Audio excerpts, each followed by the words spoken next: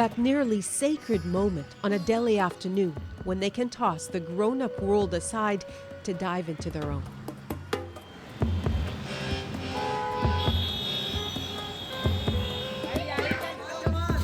An almost conspiratorial moment when a throbbing city shrinks into one playground, one possibly life-changing game. A moment when these children can salvage time, try to make up for lost time, because between all of them, there has already been too much time lost. सुबह 7:08 से 8. I worked from 7 in the morning until 8 at night. मजबूरी थी इसलिए कर रहे थे. I had to work because there was no choice. There was no one to earn money. 5 बजे शाम को, रात को 12 बजे तक. I worked from 5 in the evening until 12 at night.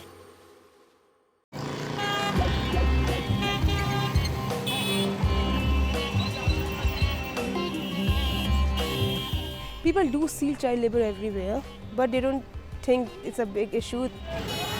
They say that they are working because they need money. They are poor. Who is going to feed them? But they never know the all story. These kids are being trafficked from their place. They are being lured with big promises. Poor is becoming more poor. 26-year-old Dolly Joshi is a trained human rights lawyer who works for Bachpan Bachao Andolan, or Save the Childhood movement. It's a grassroots organization started by Nobel Prize winner Kailash Satyarthi. He pioneered the use of raids and rescued some 85,000 children. He's had bones broken, and 3 of his activists were killed. A new generation now walks the same risky path to liberate children trapped into being virtual slaves. Dolly's first raid was just over a year ago. Shocked by the children's neglected condition, she's now made saving them a mission. The agents are very smart. They identify the vulnerable families here who are poor. If they say they are poor, they'll just go and they'll say, okay, I'm giving you $2,000 as advance. I'm taking your kid to Delhi. Your kid will work there. Your kid will study there. He's going to make some money. He'll send you some money.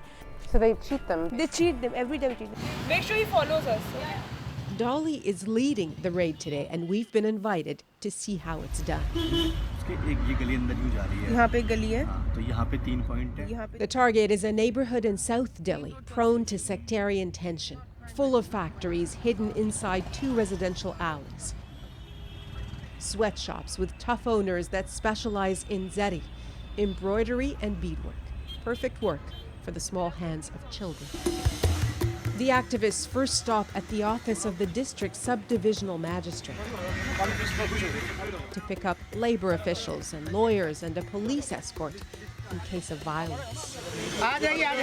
Arshad Khan knows all about mobs. He's done nearly 400 of these raids, and as the local activist, he's the linchpin of the operation. The details are kept secret until the last possible minute, because even police have been known to warn employers of a coming raid.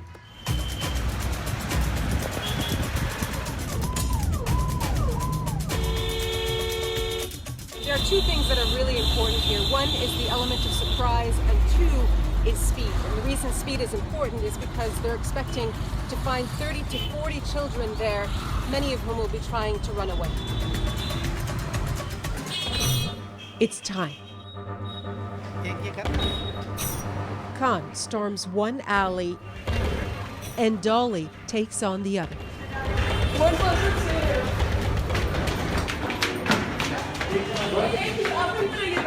Come with me.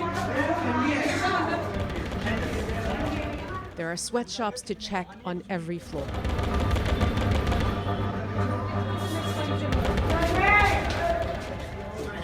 Something isn't quite right in this room.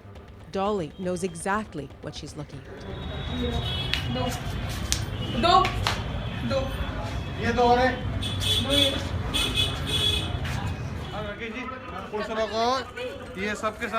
Despite the apparent efforts at covering things up, it seems this is a zari factory that employs and houses children.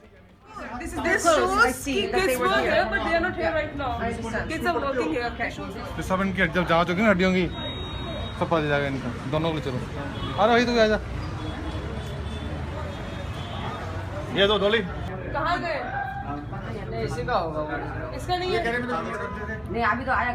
The activists question the boys about their ages and what they're doing in Delhi. One says he's come to see the city. He's 18. They're saying this guy here is 18. But he doesn't look it and can't prove it. So the activists are taking them all in. चलो कोई बात नहीं तू जब पहले इलामू Inamul Outside, in the middle of the alley, labor officials get to work. कोई सारे एक दिखा दो कोई बात नहीं ले देख मोबाइल चार्जिंग करेगा मैं। But Dolly isn't finished. She's convinced there must be more children here. Khan's team has found some children but is looking for more. In the darkness of one apartment, they find art in the making. It is hard to believe anyone could treat children in this way, putting their health at risk, confining them, even beating them. But they do. And tragically, the children carry on, crafting beauty out of darkness. कितने साल के हो? कितने साल के हो? तुम?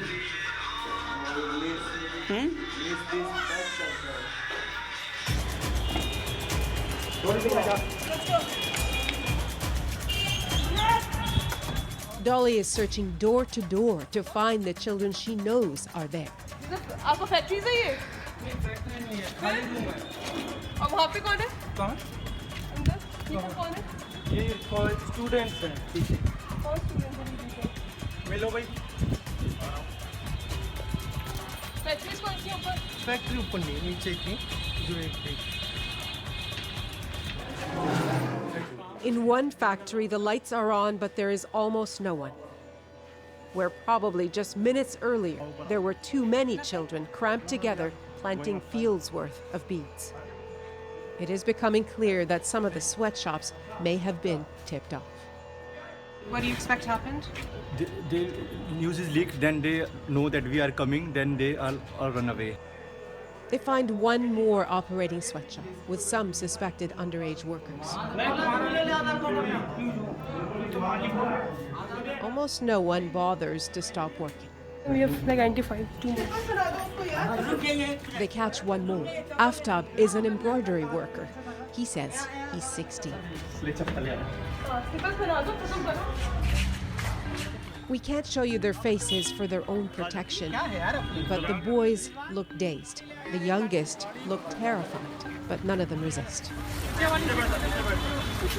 Initially, they are like when we just walk in, they are scared, they are confused because we all are strangers. They see police people, they see many people who are just taking them. They feel like this because employer always tell them that police will come and they'll arrest you. So they think if police is there, these people are there, they have come to arrest us and they'll take us to a jail. We have done something wrong. So, but we tell them, no, we are here to rescue you. Khan is frustrated. He spent several days scoping out the area. Many of the children he saw then will not be rescued today.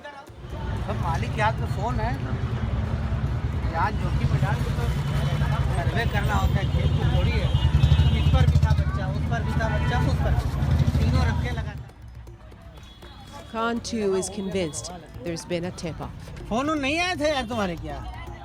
He asked the boys if they received any warning calls. Okay,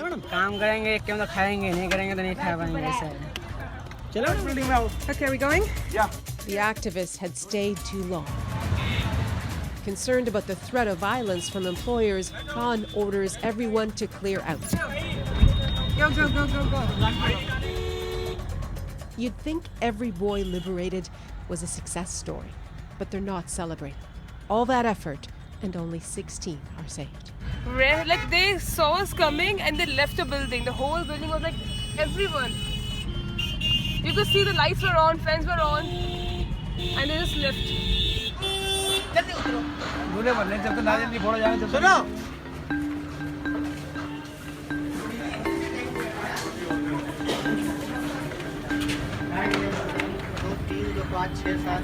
On the roof of the district's local office, there are now some 30 boys after a second raid that day.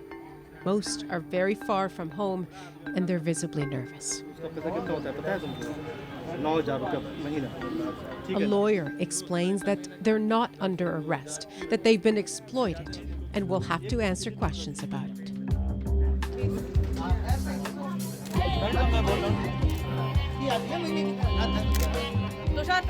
Everyone briefly becomes a number, but with faces that tell stories without a word.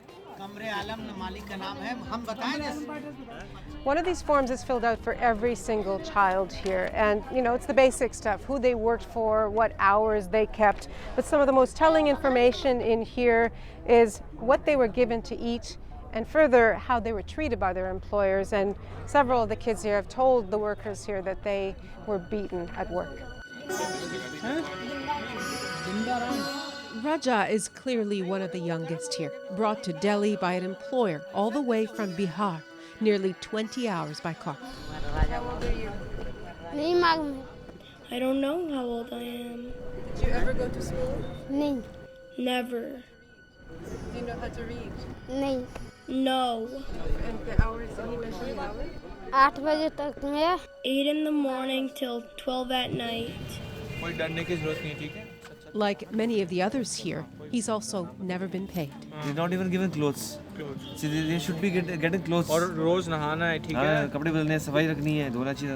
वहाँ देखो पैर, look at see the black stains. It's clear Raja's been badly neglected. His skin is parched, and he has a cold. ठंडा पानी नहीं पीना, ये क्या है? ठंड लग जाएगी। ऐसे करना है, कपड़े पहनने हैं। देखो, टूटे टूटे नहीं है कपड़े।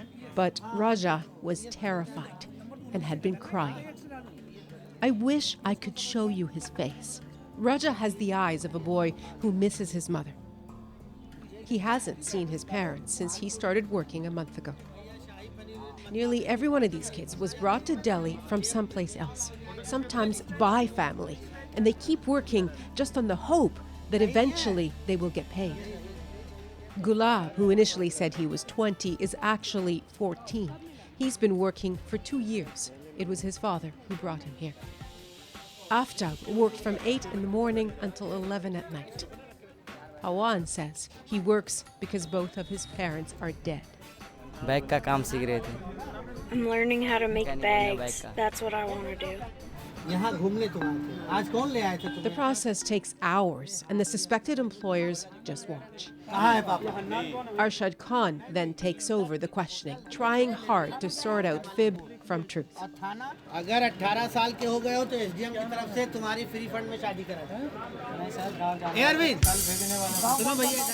It is an imperfect process, sometimes interrupted by monkeys that keep storming the roof.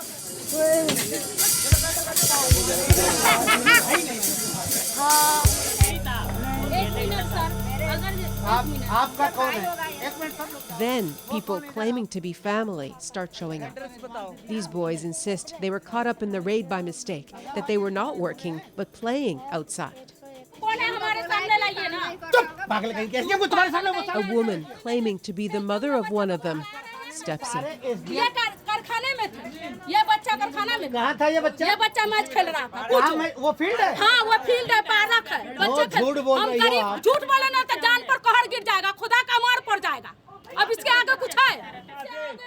The police do eventually intervene.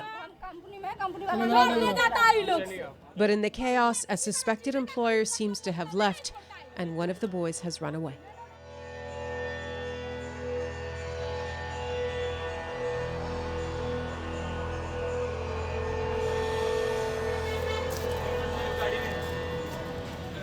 Hours later, and exhausted, the boys are taken to a shelter, a world away from the sweatshops they called home.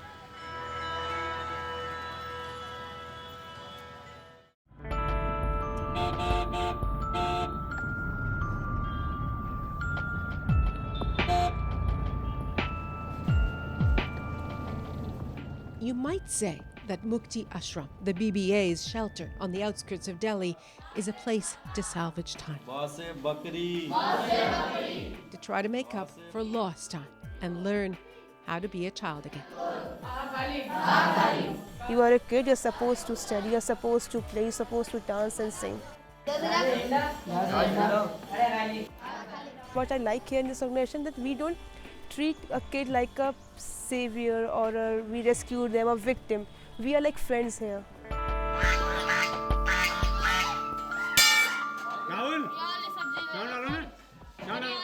Here they're comforted and counseled and taught that studying is key to improving their lives. They will also get compensation and back pay, and that usually helps keep them in school. On first day, not everyone is quite comfortable. They are like, why you have taken us, we were earning some money, who will pay our family and everything. But when they come here, after a week, you can see a big change. They understand the value of education. They have dreams now.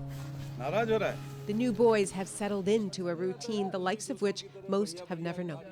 Raja's filthy clothes are gone. काय का कारखाना है तुम्हारा? आते थे जरी के। जरी?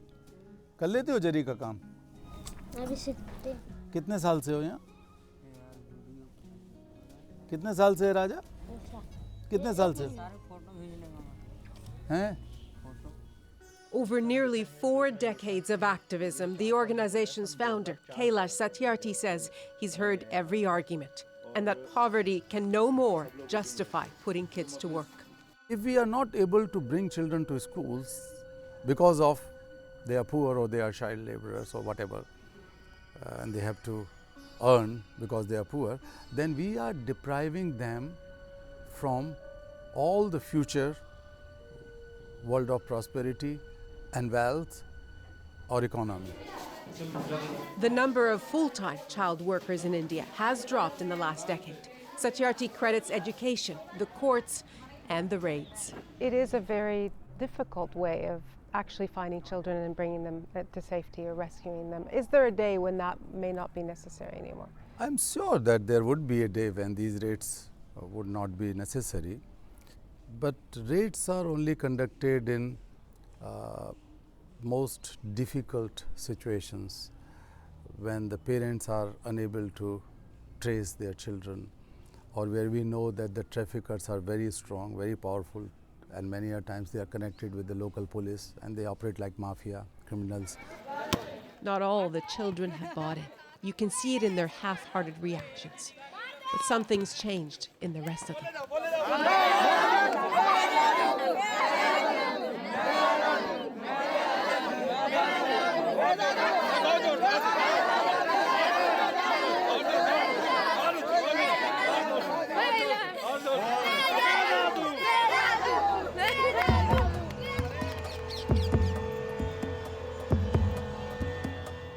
But in any big city, drowning in work, lucky are those who can recapture time, however briefly. Nahlah Ayed, CBC News, New Delhi.